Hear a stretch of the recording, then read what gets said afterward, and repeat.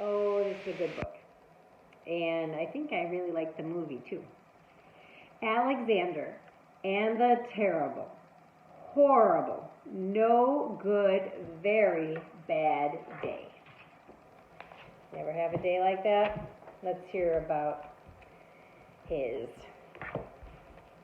I went to sleep with gum in my mouth, and now there's gum in my hair. And when I got out of bed this morning, I tripped on the skateboard, and by mistake, I dropped my sweater in the sink while the water was running, and I could tell it was going to be a terrible, horrible, no good, very bad day.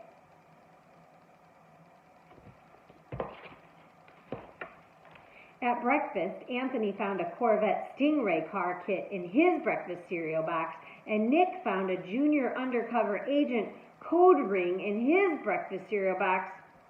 But in my breakfast cereal box, all I found was breakfast cereal.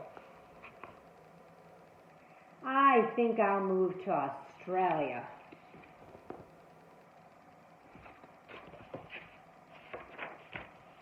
In the carpool, Mrs. Gibson let Becky have a seat by the window. Audrey and Elliot got seats by the window, too. I said I was being scrunched. I said I was being smushed. I said if I don't get a seat by the window, I'm going to be carsick. No one even answered. I could tell it was going to be a terrible, horrible, no good, very bad day.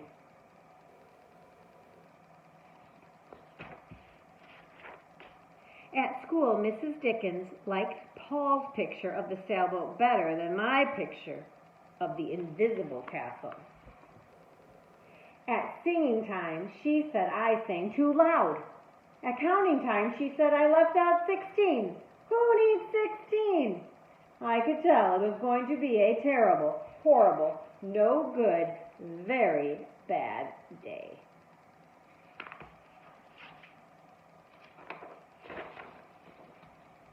I could tell because Paul and I wasn't his best friend anymore. Oh, Paul said I wasn't his best friend anymore. He said that Philip Parker was his best friend and that Albert Moyle was his next best friend and that I was only his third best friend. I hope you sit on a tack, I said to Paul. I hope the next time you get a double-decker strawberry ice cream cone and ice cream, that the ice cream falls off the cone, parts, and lands in Australia. That is not a nice thing to say, is it? There were 2 cupcakes in Philip Parker's lunch bag, and Albert got a Hershey bar with almonds, and Paul's mother gave him a piece of jelly roll that had little coconut sprinkles on the top. Guess whose mother forgot to put in dessert? It was a terrible, horrible, no good, very bad day.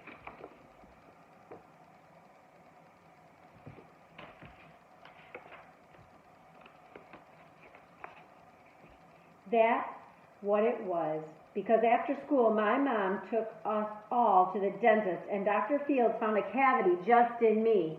Come back next week and I'll fix it, said Dr. Fields. Next week, I said, I'm going to Australia.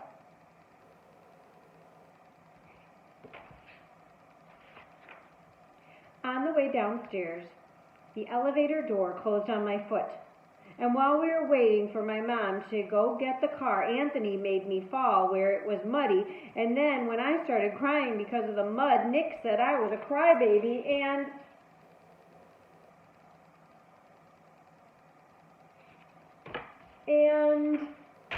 while I was punching Nick for saying crybaby, my mom came back with the car and scolded me for being muddy and fighting. I am having a terrible, horrible, no good, very bad day. I told everybody. No one even answered.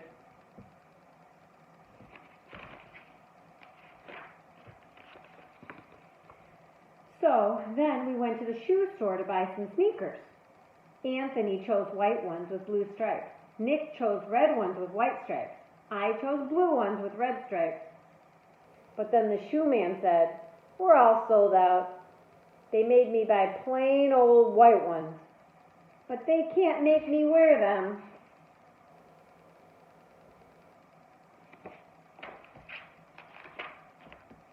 When we picked up my dad at his office, he said I couldn't play with his copying machine, but I forgot. He also said to watch out for the books on his desk, and I was careful as it could be except for my elbows. He also said don't fool around with his phone, but I think I called Australia. My dad said please don't pick him up anymore. It was a terrible, horrible, no good, very bad day.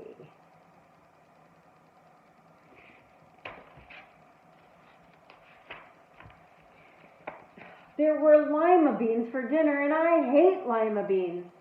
There was kissing on TV, and I hate kissing.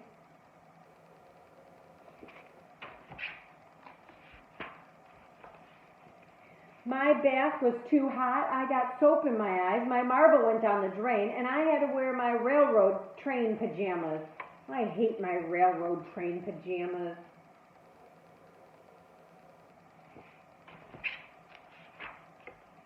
When I went to bed, Nick took back the pillow he said I could keep, and the Mickey Mouse nightlight burned out, and I bit my tongue. The cat wants to sleep with Anthony, not with me. It was a terrible, horrible, no good, very bad day. My mom said some days are like that.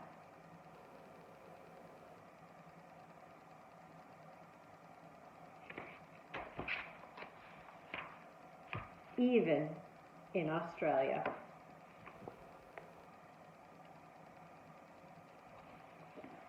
That is the end of this book. You can turn it off now or you can hear me rant a little bit. Okay, here's your chance.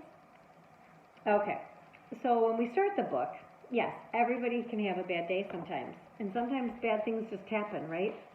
That have nothing to do with us. But when he started his morning, what happened? He went to sleep with gum in his mouth. Whose fault is that? That he had gum in his hair when he woke up. It was Alexander's. He shouldn't have slept with gum in his mouth.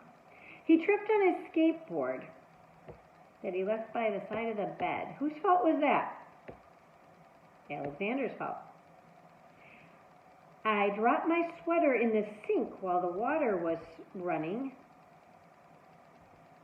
That could have been an accident, or maybe he just left the water running and he shouldn't have been.